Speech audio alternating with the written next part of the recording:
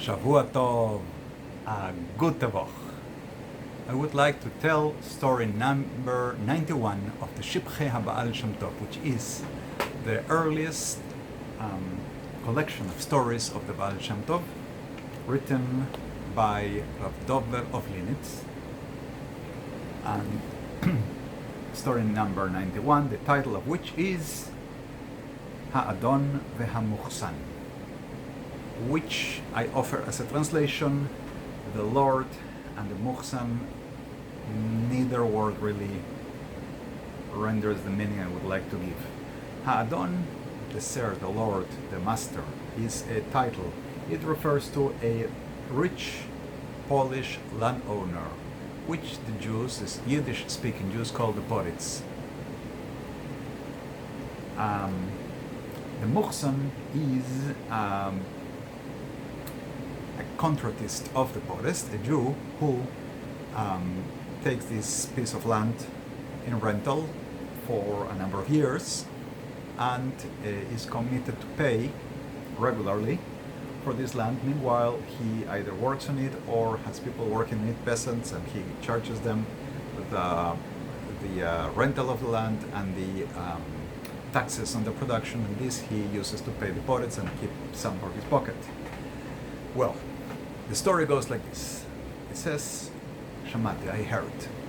In this one time, he does not give us the source of the story. I heard there was a Muchsan, this Jew who worked for the Poretz, near the holy community of Mezhibush, the city where the Baal Shem Tov lived. A certain man came and gave, we understand is the Poretz, is giving the money to an addition to the arrende. Arrende is the rental, the lease for the land. So this man comes and outbids the current Muchsan, paying a bit more to the Poretz, and he acquires the new position of Muchsan, and the old Muchsan was kicked out of the position, was expelled. He no longer works there. And now the man has a problem.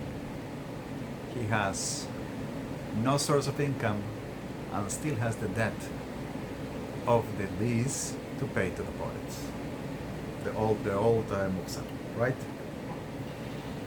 So the Poretz and the new Muchsan ordered that this man, since he had to pay, should not leave town and go anywhere.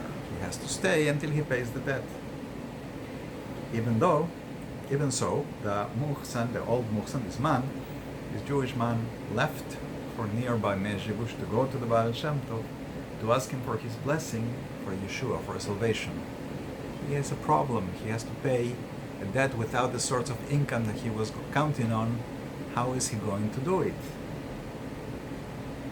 So, when the new Muchsan, the man who outbid him, learned that he had left town to go to the Baal Shem Tov, he went to accuse him falsely with the Poretz. He told him that that man had left to go to see a sorcerer, a man who does black magic, probably to cause him some damage, because since he cannot pay the debt, he is going to try to cause damage to the Poretz by means of sorcery. So the Poretz heard this and got very, very upset, and he took the son of this old Muchsan into captivity. He threw him in the dungeon, which is a common practice by the Poretz to ensure the pay of a debt. Meanwhile, the old Muchsan, the man that used to be the Muchsan, is on his way to the Baal Shem Tov. He arrives to the Baal Shem Tov's home in Mezhibush, and he's told the Baal Shem Tov is not there. He went to the city of Kaminke. So he takes off to go to Kaminke, and by the time he gets there, they told him the Baal Shem Tov already went back home. He runs really fast, I guess with his horse and wagon, and catches the Baal Shem Tov in the middle of the road. And the Baal Shem Tov said, "What can I do for you in the middle of the road? Come behind me and follow me home. But as they're going in the way, Baal Shem Tov sees in the spiritual realms that the Poretz has taken into captivity this man's son. So the Baal Shem Tov tells him there is no time to wait. They go to a nearby river, and the Baal Shem Tov tells him Tevila. Tevila is to immerse in the mikvah, in the river. Upon coming out, the Baal Shem Tov tells him, now you go home. I guess from the story the Baal Shem Tov himself goes and immerses. So upon coming out, the Baal Shem Tov tells him, now go home immediately to your town, and when you arrive, go to the house of the Poretz. And so he did. And when the Poretz see that the man is coming, and he's been told that he went to see a wizard, he's afraid that he may do some kind of black magic on him. So immediately he allowed the son to be let out of the dungeon, go meet his father, take all his belongings, and order him to just get out of town, get out. Obviously, once they're out, there is no way to enforce the payment of the debt. He's free. And so happened. And so it was. Then the Poretz went to Mezhibush to denounce in front of the commissar. The commissar is the governor appointed by the Polish kingdom authorities,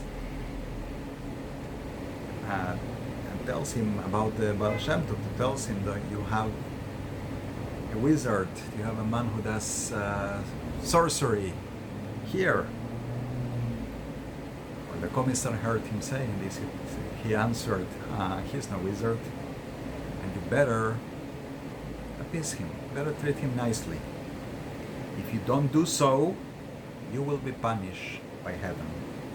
The Poretz then ordered to appease the Baal Shem Tov and sent him a cart full of chickens and sacks of flour. I guess the chickens are alive, so the Baal Shem Tov can check them. So it's like, have something of value, and please forgive me. The main part of the story is when the Baal Shem Tov sees what's going on and what's his response, as in the previous story. How does he elevate the situation? The sparks of godliness in a situation. He goes to mikveh and tells the man, a river, mikveh. I think it was the Rebbe of Chernobyl who said, I'm not sure that it was him, he said that if a mikveh could turn a non-Jew into a Jew, what does it do to a Jew? As of the holiness of going into mikveh. Well, I'm translating all the stories from the original Hebrew, telling them here in English and in Spanish every week, and I am working on translating in writing to edit the stories and have the book published in Spanish, Be'ezras Hashem, in some nearby future. I don't have a date yet. I appreciate all contributions and donations, and please come every week, watch the stories, tell your friends, give me a like, subscribe. Shavua Tov, a good Tevach.